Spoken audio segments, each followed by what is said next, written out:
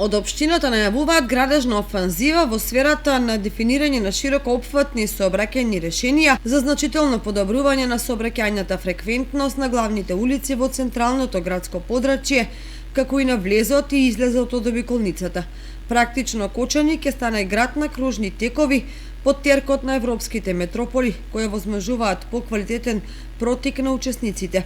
Имено на последната седница Советот на општина Кочани ги усвои измените во планот за јавни набавки, со што се одобрува реализација на нови крупни инфраструктурни зафати. Тоа значи дека ќе се работи на инфраструктурен сообраќајен проект за булевар за влез во Кочани од обиколницата пред Грдовци по улиците Никола Карев, Стево Теодосиевски и Димитар Влахов,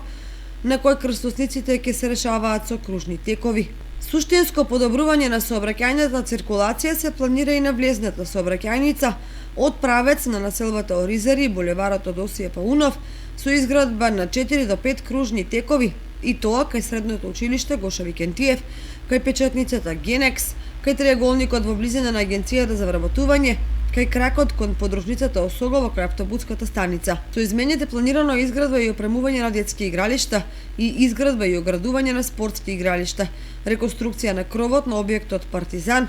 изградба на подпорни ѕидови на реката Масалница во Оризари, како и вршење стручен надзор над одржувањето на уличното осветлување и над изградбата на ново улично осветлување.